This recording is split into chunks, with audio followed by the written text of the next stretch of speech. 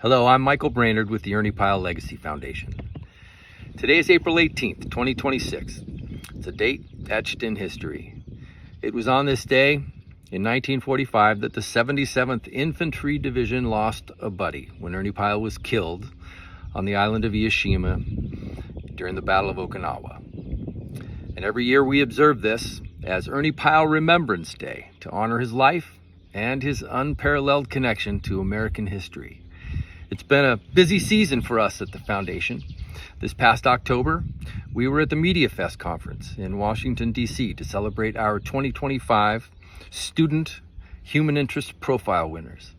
And meanwhile, our Substack project, The Complete Works of Ernie Pyle, continues to grow as we share one of Ernie's columns every single day, keeping his voice alive for a new generation of journalists and service members. And we also want to recognize our partners at the National Society of Newspaper Columnists, and they celebrate National Columnist Day today. It's a date they chose specifically to honor Ernie's legacy, and we're proud to stand with them in celebrating the power of the written word. Finally, we have a very special tribute for you, a conversation with Sebastian Junger, an acclaimed journalist, filmmaker, and author of such books as The Perfect Storm, War, and Tribe on Homecoming and Belonging. His raw, deeply human reporting on the mechanics of combat and the toll of brotherhood and just life as it comes to him carries the very torch that Ernie Pyle lit over 70 years ago. Please join us now for this discussion. We like to do a little talking about Ernie today.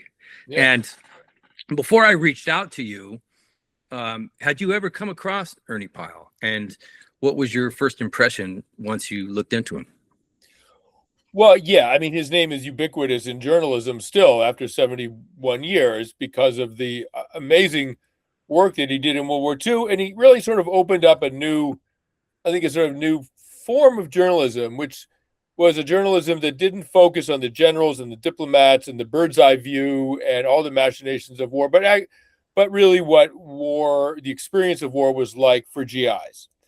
And what in Vietnam were called grunts, right? And so that was very much in keeping with what my colleague Tim Hetherington and I were doing in Afghanistan at a little outpost called Restrepo. We were also focused on what it was like to be an American soldier in combat. And we did not take the bird's eye view. And we weren't deliberately, consciously emulating Ernie Pyle. We didn't need to. That ethos, that idea was already out there, and it's a very democratic idea. I won't say populist, but it's a very egalitarian and democratic idea that the privates, the 19-year-old privates, also deserve some recognition, some attention from the press and from the public.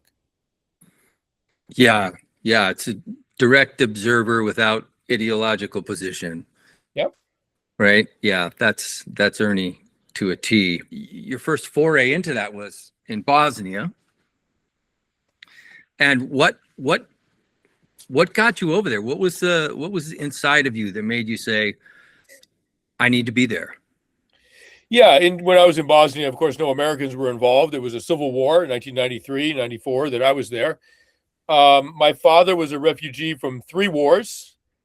2 wars and a fascist takeover. His father was Jewish. My dad was born in Dresden in 23. His father was a journalist posted there by a Spanish newspaper. In 33, they left because things were getting ugly in Germany. The Nazis were taking over. They went to Spain, and they were there for 3 years until the fascists took over under Franco. They went to Paris, and then they were there, of course, until the Nazis took over. And they went to Portugal, where a lot of people went, fleeing the war, and he learned English in Portugal and Portuguese, and then went to the United States. So I like to say, because of the fascists, my father spoke 5 languages fluently, and got to this country and became a physicist and married my mother. So I had a sort of family history, not of war, but of war affecting our family. There were a lot of stories about other people that the family was close to. Of course, I knew the fate that my father, escaped, of course, in World War II. And it was just part of the family history. And so Bosnia, I grew up during Vietnam in a very liberal family, right? So the idea of covering American forces in a land war just ideologically was completely alien to me. I just never thought I would want to, or that the occasion would arise, right? I just never thought we'd be in another land war. Like when I grew up, it was the Cold War. The war, the next, if there was another war, it would be a nuclear exchange that no one would survive. Like that's the idea I grew up with, right? And so Bosnia started, and I was trying to turn myself into a journalist, and I just thought maybe a shortcut, forget journalism school, forget working for a small town paper, just go straight to a war and sort of earn your wings, as it were. And there's a lot of freelance work to get in war zones, and you're in a dramatic place, and you can file pretty easily for radio networks and everything else.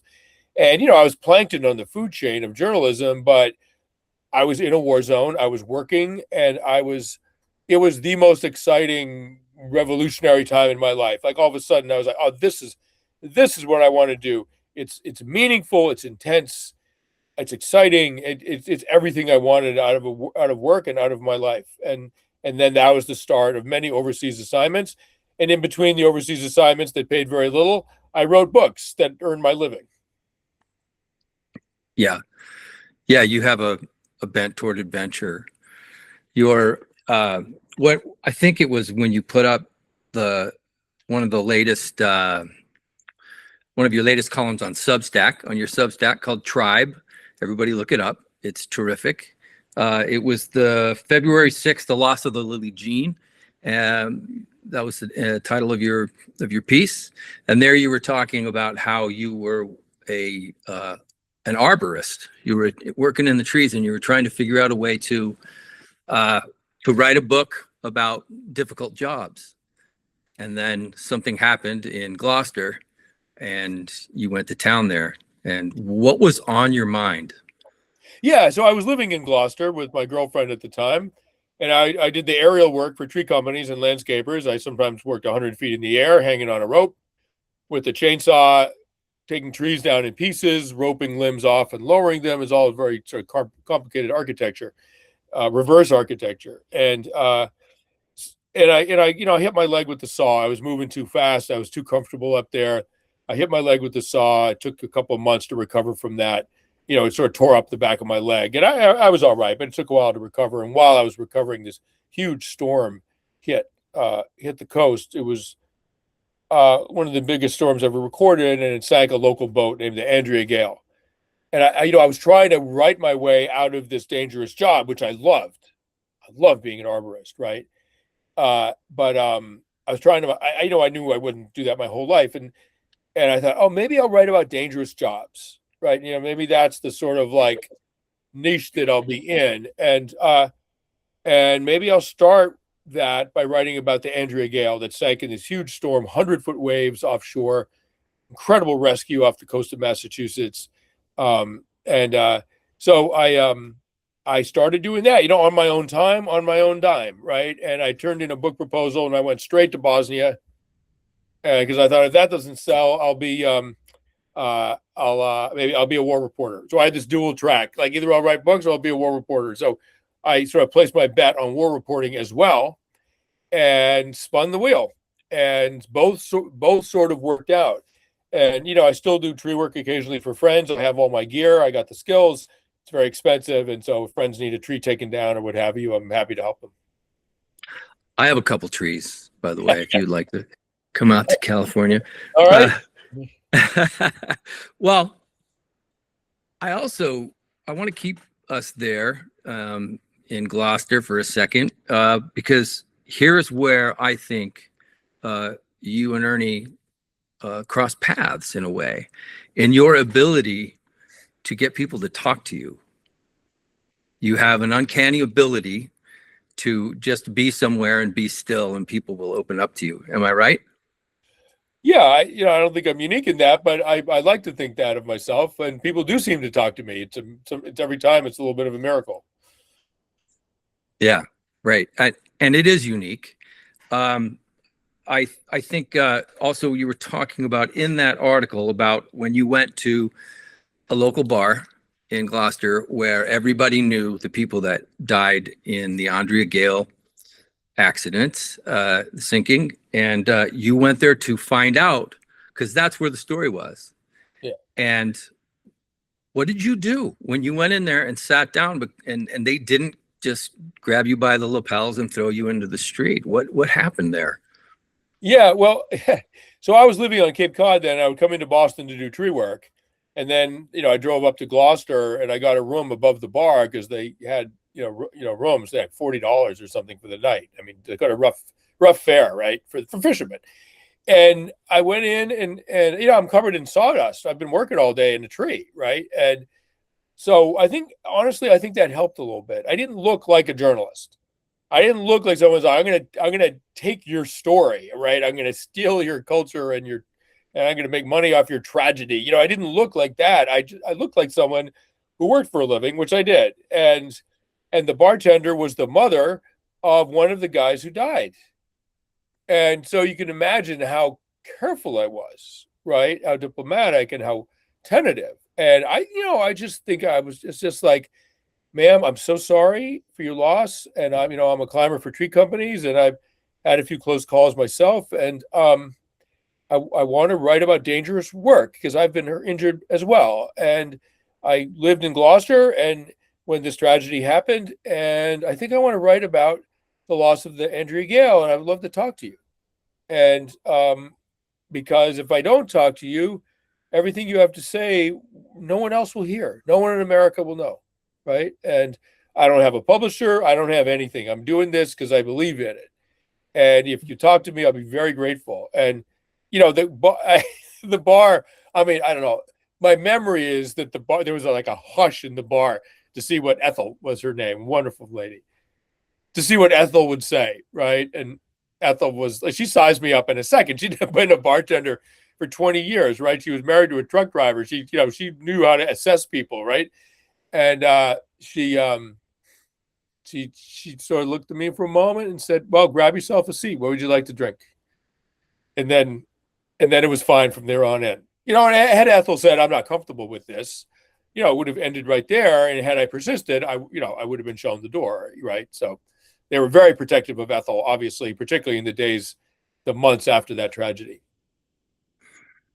And that confidence, that sense of wonder that you had on your face in that bar that they saw, it's a superpower, I think.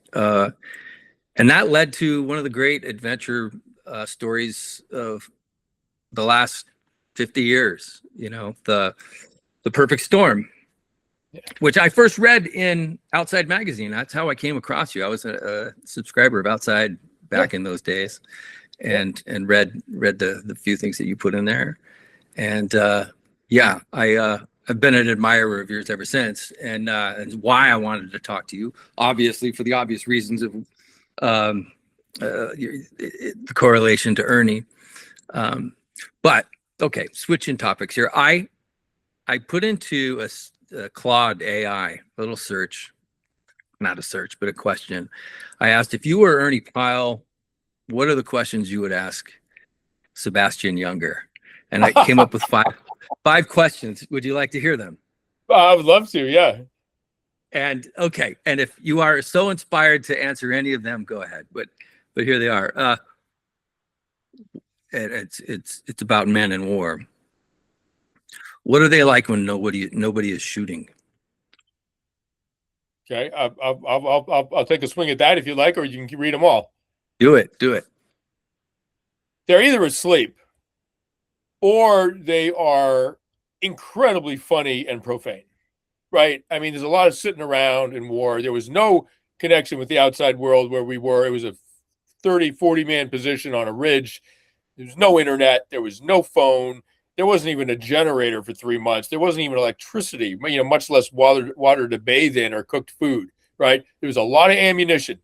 And we slept behind sandbags, and there was, we got attacked almost every day, right? So when we were getting attacked, the guys were sitting around analyzing the last time we'd been attacked, a post-mortem, or just giving each other shit. I mean, you know how young men are. I mean, you see it on roofing crews, you see it on fishing boats, you see it in platoon, whatever. Just young men are really great at expressing their unending love for each other by being incredibly insulting and unbelievably funny, right? So they was it is I think it's a sort of a superpower, a sort of male superpower. Like the worse the circumstances, the funnier they get. It's clearly a coping mechanism and an amazing one, right? And so it's unbelievably entertaining for everybody, right? And so that was much of what was going on. Or they would just sit there and stare into space. You know, again, keep in mind there was no phones to look at, right? There was no phones to scroll through. There was no TV to watch. It was all men, right? Like there were no women out there. It's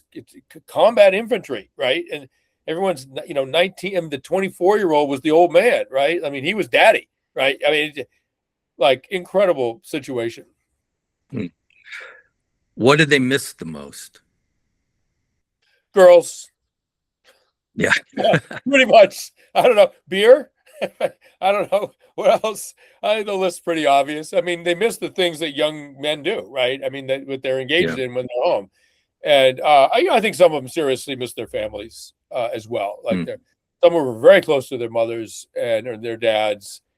And but they were on that hilltop for 15 months, right? I mean, imagine if you're a 20-year-old man being with 20 other men on a hilltop for a year.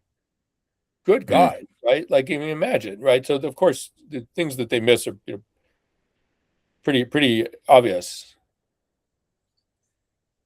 Did they laugh much? You answered that. Yeah, all the time. Yeah. And who was the loneliest man there?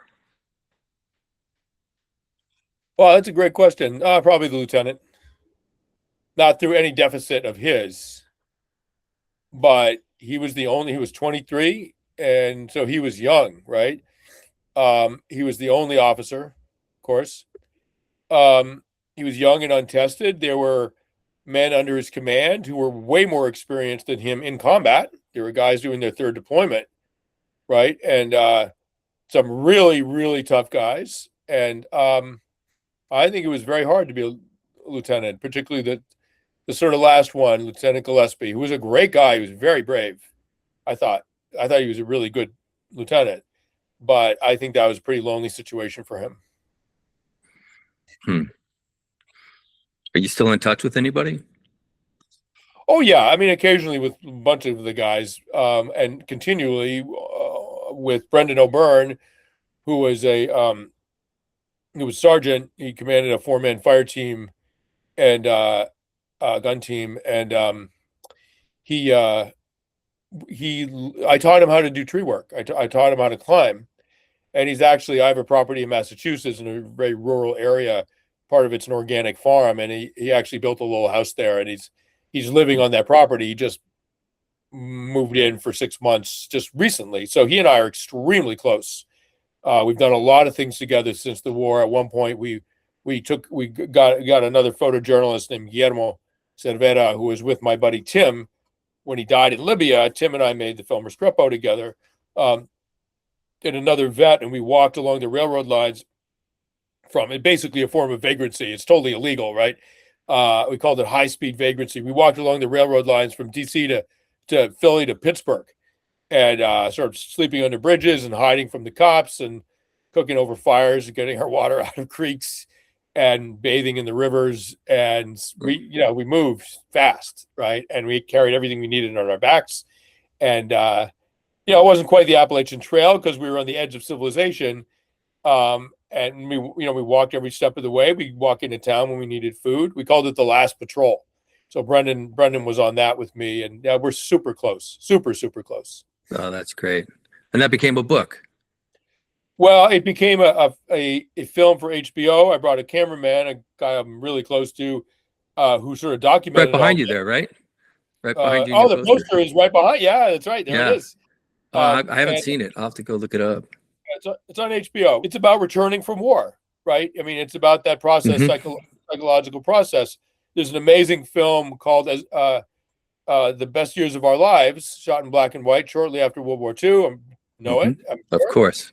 Yeah, and there's an amazing scene where these guys have been brought back by military transport to some city in the Midwest. Their families don't know they're coming, right? And they just, these are going to come walking in their kitchen door after 2 years gone or whatever. Imagine how complicated that sometimes got.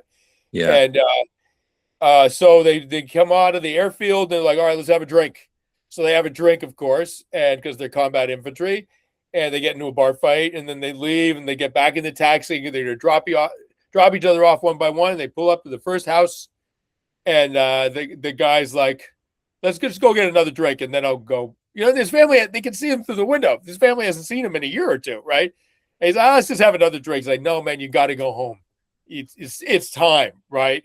And he looks at his home and his family through the window, and he looks at his buddies in the taxi, and he says, I feel like I'm about to hit a beach. Yeah. So that transition problem has been a problem for a very long time, right? Yeah, sure. And so the last patrol is the conceit of it, and in part the reality of it is this is one way to bring yourself home, is to do something this hard, this weird, this sort of marginal, and this illegal. And maybe when you get to Pittsburgh on foot after 400 miles, maybe you'll feel like you can rejoin society. If a young man comes up to you somewhere and in the future and asks you, is it a good idea for him to go to be a correspondent at war? What comes to mind for you there? What's the first thing you would tell him to be a correspondent? Well, I would say that the news industry is collapsing. It's almost impossible to make a living as a freelancer.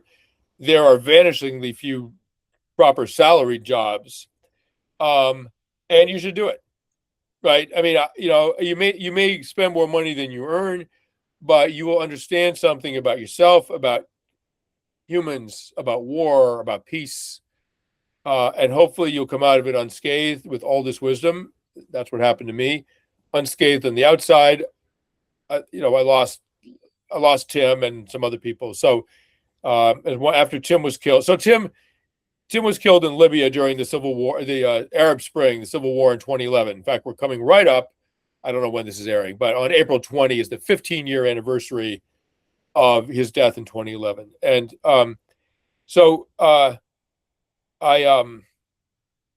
after he was killed, I was supposed to go with him on assignment. We were supposed to go together. The last moment I couldn't go, and he went on his own. He caught some shrapnel in his groin, from a mortar, and he bled out in the back of a rebel pickup truck racing for the Misrata hospital, right? And Restrepo was a big deal then, right? When the movie came out in 2010, it was a big deal, and Tim's death was a big deal. He's a big, tall, good-looking dude from England, and America kind of fell in love with him a little bit, and then he got killed right after we were at the Oscars, right? Doesn't happen that often, right? Mm. And this guy contacted me, a Vietnam vet, and he said, listen, man, well done on Restrepo and your work, and you really showed the part of the reality of war, right? But the ultimate reality of war, the ultimate truth about war, isn't that you might get killed. That's obvious, right? The ultimate truth about war is that you are guaranteed to lose your brothers. And if I may say this, you did not fully understand war until Tim died. That's what he said to me. And he was right. He was absolutely right. Thanks, Sebastian. Thanks for doing this. I would be remiss if I didn't bring up your Substack, Tribe. It's new. It's a long time coming for you to come to the internet with your writing and the way you've been doing it, like a blog or whatever. But a lot of journalists have made their way to Substack and other places, and for that, it's blown up. The quality of writing everywhere on Substack is terrific. And so, what do you think? How's your experience been? Yeah, I mean, listen, the publishing industry is contracting. Some might say collapsing, but it's definitely contracting. And I need to earn a living, right? And the internet sort of took, the internet sort of helped destroy the publishing industry a little bit, right? And So I'm like, okay, I'll just have to make my living on the internet. And I mean, I have a flip phone. Here it is. This is my phone, right? I mean, the whole thing with smartphones and I hate it, right? I just have no interest in it. But Substack is actually kind of amazing. Like there's a real time, no filter relationship between the writer and his or her readers, right? It's totally extraordinary. So I file twice a week on Mondays. I file a piece. I type out an amazing paragraph from Ernest Hemingway or Herman Melville or William Faulkner or any number of amazing writers. I type out a great paragraph, and then I do an analysis of why it's so great, what the writer's doing there, and what I learned from that piece of writing, right? That amazing piece of writing. So that it's sort of like a little miniature writing class, literature class on Monday mornings, right? I do that, and then my most recent one is about an author named John McPhee, and I quote a passage of his, the opening paragraph in a book called Basin and Range about geology. Just amazing writing, right? And then on Wednesday, typically, I publish a longer piece, about 1,200 words, sort of a long op-ed about, I'm an anthropologist by training. I don't want to sort of join the fray in the current political fight. I got my beliefs, I got my value, whatever. I just don't want to join it, right? So I try to write about human affairs through the lens of anthropology and through my personal history as a war reporter, and try to make sense of what the humans are doing and why we evolved to be exactly what we are. That was adaptive. It worked the best. That's why we're this way, right? For better or worse, often both. That's why we're this way. And so my book Tribe came out of that idea. Like, we're social primates. We don't do well when we feel isolated and alienated from the other people in our community. When there's no community, we do terribly, right? In Western society, it's one of the most affluent, one of the safest societies in human history, and also has some of the highest rates of suicide, depression, anxiety, addiction. Why would that be, right? It's isolation. It's social isolation. So I try to look at things through a sort of anthropological lens to explain sort of what we're experiencing. And I don't really comment directly on political affairs right now. I feel like if you write properly, the reader can take their own lessons about Donald Trump or anyone else they wish, right? You don't have to spell it out for the readers are smart. So that's what my Substack is. And it's been thrilling to do it. And I now have like, I don't know, 10,000 subscribers. I mean, it's really, I can't believe it. It's totally thrilling for me. That's great. Hey, thanks for being with us. I really appreciate it, with your insights into the type of writing that Ernie did and what you do. And everybody who's listening to this, go to Tribe, Sebastian Junger's page on Substack, and get as much as you can there, and stay with it, because he's a terrific writer. Well, thank you. We'll see how this goes. Yeah, what a pleasure. Thank you. Thank you, Sebastian. That was great. And we look forward to your coming work on Substack. And if you would like to find out more about Sebastian's work at Substack, go to sebastianjunger.substack.com. And don't forget about us. Visit us at Substack as well, at the Complete Works of Ernie Pyle. Just give it a search and you'll find it. And then hit the subscribe button, and you'll get a Pyle column every day in your email inbox. Now, thank you for helping us keep Ernie's legacy at the forefront. Now go find something of Ernie's to read. And have a great Ernie Pyle Remembrance Day from the Ernie Pyle Legacy Foundation.